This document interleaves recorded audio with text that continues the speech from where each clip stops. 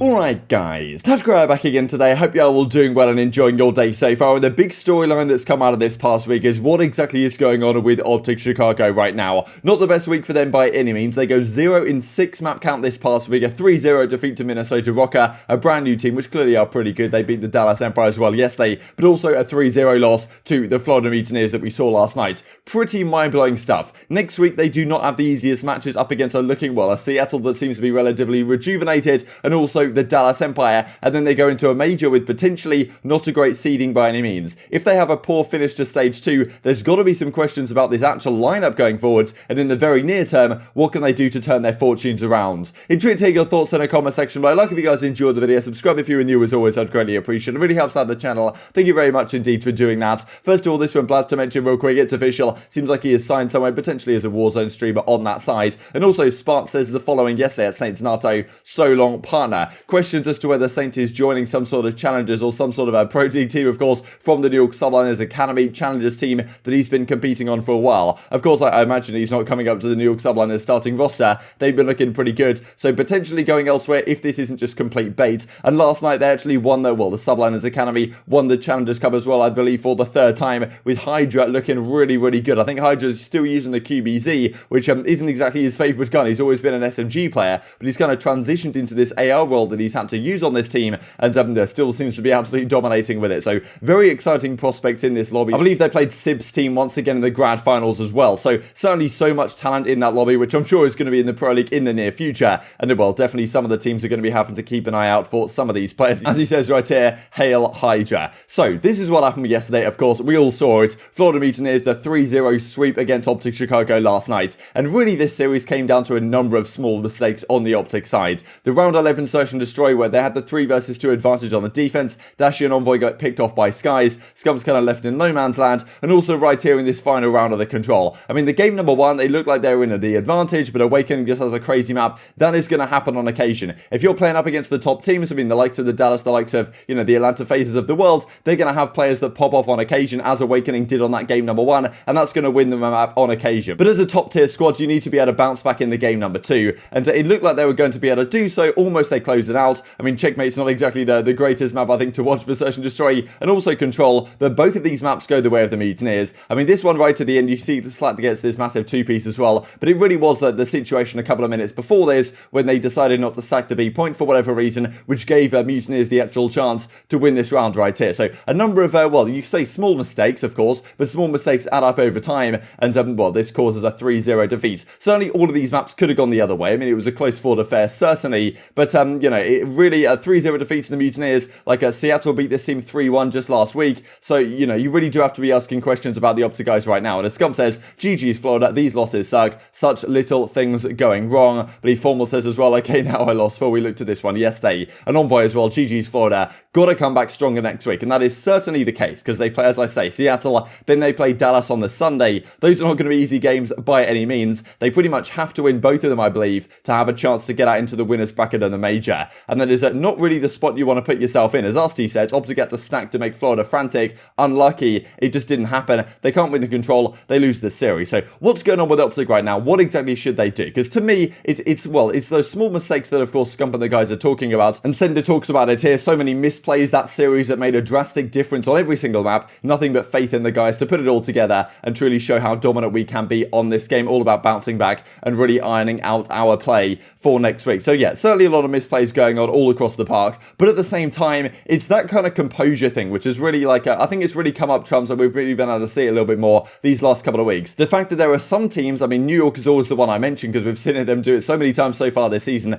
They have the energy on their team is always about a winning attitude, and they really do have a championship mindset. I don't know if it's exactly led by Clayster, and of course they haven't won a championship yet, but they're the type of team that goes down 0-2, and they just have some sort of infectious positive energy, and they can bring back a series 3-2. They've made 2 reverse sweeps so far this season of New York. Just a few days ago on Express, they bring a 5-1 comeback. I'm not sure I see OpTic doing that. I think the last 4 series OpTic have played, 3 of them they've been 3-0'd in, right? Because they lost to New York in the 3-0 at the major, and it just seems like when OpTic go down, even they go down 1-0, things get in their heads somewhat. It just seems like the composure isn't necessarily there to bounce back in the game too, and that's not something which traditionally has been seen from OpTic. Usually they're pretty confident, right? Usually they're full full of belief in the sense that, okay, even if they lose map 1, they kind of brush it off and go into the next map thinking, okay, we'll bring this back 1-1 and let's take this series in a 3-1 fashion. It doesn't seem like that composure is quite there right now. I'm not even sure what you do to fix that necessarily, right? Because it's just, yeah, obviously the performances, the individuals, there's been no superstar takeover. We'll have a look at some of the stats here from those couple of series in a second. But at the same time, when they do lose a map 1, which is going to happen on occasion, you can't just crumble, right? You can't just collapse. And I mean, it's happened a couple of times now, and there's other teams in the league which don't necessarily do that, right? And going down 2-0, I just felt like it was destined they were going to lose 3-0 here once again, because the same thing happened to the same thing happened against Minnesota Rokkr when they played them on that, earlier that week, right? So I think that's really the big problem to address. As I say, I'm not really sure how you address that, right? It's a difficult thing to do, and this lineup is so stacked to a talent with that I'm just not sure you can, you can't consider a roster change as of yet, I don't think. And well, you certainly have to leave it at this stage, and if they really have a poor finish to the stage, then that's got to be something at least in the back of your mind right now, and potentially comes to the forefront at the end of this stage. But yeah, at least for now, it's not really exactly so clear what you do to try and turn this ship around. I'm sure they certainly have the capability to do so, but it's not ideal. So these are some of the statistics from this matchup against the Florida Mutineers from last night. As you can see, this is over at breakingpoint.gg if you guys want to check it out. All the relevant links will be down below. Envoy is a good series at 60 kills, and Dashy is sitting here at 43 kills, right? And that's not something you'd expect out of him. He's really had a rough time these last couple of series that they've been playing in, and obviously it's looking pretty nice on the Mutineers side. And then at the same time, these are the series results against the Minnesota Rokkr right here, with them, once again, Dashy goes 27 in 45. And this was the discussion last night a little bit in the flank. I'll play the clip for you guys of what Octane has to say about the matter, saying that, look, Dashy in this meta, when the XM4 was a gun, the do-it-all weapon, like the Maddox back in Black Ops 4, and also the XM4 in this game for a time until it got Gentleman's Agreemented. Those are the weapons that Dashy dominates with. Those are the weapons that he can, ego chell everything and win all the gunfights. Right now, the Krig can't challenge gunfights up close really, and the QBZ isn't quite so good at range to challenge up against the Krigs. Therefore, Dashy kind of finds himself in no man's land right now, where the meta does not favor him. Brandon with do-it-all guns is a top 3 talent in the league. He's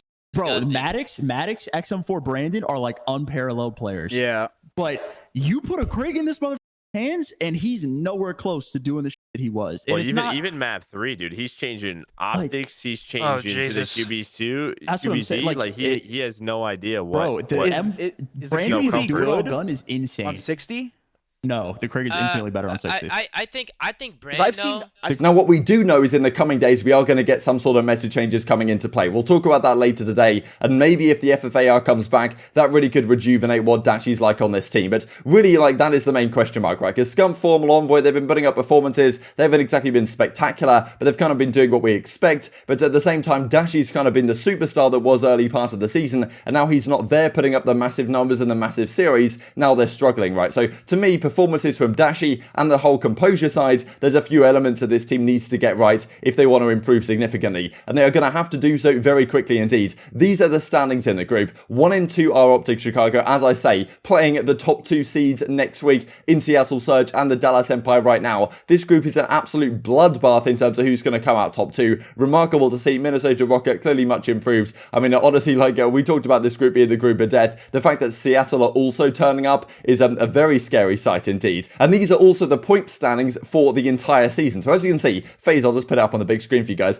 FaZe are over at already 155 points, 35 in 9 map win. I mean, absolutely unbelievable scenes. I really don't know who's going to stop this team right now. And OpTic Chicago sitting here at a 25 in 20 map win, 90 points already. I mean, Thieves have been having a pretty torrid time. They're only just behind OpTic. OpTic now sitting here in 4th, and some other teams I'm sure catching up quickly as well. So not the greatest situation to find yourself in. And this, of course, is Group A right now. They're 1 and 2 with a 3 and 7 in terms of map counts. I'm pretty sure they'll have to win both these last couple of series to get out into the winners bracket, and even then there could be some crazy tiebreaker, but I don't think there will be. So if they win both of these last couple of series, they do get the job done, but it is far from ideal the situation that they find themselves in at the present time. And well, just compared really to how the FaZe guys are sitting at right now, as Lineman points out last night, Simp's updated career cards, this is absolutely remarkable scenes. And yeah, you got to feel like if you're a team like OpTic, you need to have a player the caliber caliber of Simp to get the job done. And right now, they don't have anyone performing quite to that level. And well, I mean, these are the stats over his career. This is just incredible. 14 pro events he's gone to, of course, some of them being online. Average placing is a 2.21. I mean, that's up there with Crimsix's average placing. Of course, Crimsix has played so many events, but back in the day, especially given the Dynasty runs the tiers had on Complexity and then OpTic Gaming at the time, I mean, the series win-loss is really where it gets me. 81% of Simp series he wins, 75 and 18, 11 appearances in Grand Finals, 5 event wins, 1 out of 2 COD Champs rings, a 1.22 KD at the World Championship, already $600,000 won. There's certainly going to be questions that if FaZe continue to have a dominant performance for the rest of this season, I mean, how long is it going to be till Simp gets into like top 10 of all-time players? Maybe he's already there. How long does it take him to get into top 5? I mean, when this guy's career ends, I'm sure it's going to be spectacular. And one guy who may be able to drop some Simp-esque numbers for OpTic Chicago, none other than Doug Center Martin, absolutely dominating it with Apocalypse Hardpoint. I think, OpTic Chicago need to bring your boy in. This guy's out of control. Intrigued to hear your thoughts on all this stuff in the comment section below. What would you do right now if you were managing the OpTic team? Would you make any changes? Would you just see how it goes for the rest of the stage? And then hope things improve, I suppose, going into, the major, because certainly they need to turn things around quickly. Otherwise, point standings are not looking great, and other teams are stretching their advantages. Hope you guys enjoyed the video. If you did enjoy it, I'd greatly appreciate a like on the video. It really helps out the YouTube algorithm to know you enjoyed this content. Other people like you may enjoy this content as well, and upgrow the competitive Call of Duty community. Thank you for watching as always. Take care, and I will see you next time. I'm right dead. Can you get time? Can you get time? Yeah, I got it. I'm about to hit this. I got the kid on the left. Push through. Nice. Close. A half hole. Close. He's going top TVs. I'm in the back. I got a spawns. We flip, bro. Hit this guy out. You're looking for calling. Front new cruise. Dead. One more front new on me. You gotta win that. One more in the back. Go half hole, shortcut. Oh my god, their ass. In the back on me, I need help. On the back, Colin. I'm Trying to reach edge. Yeah, I'm watching right. They spawned out. Ah!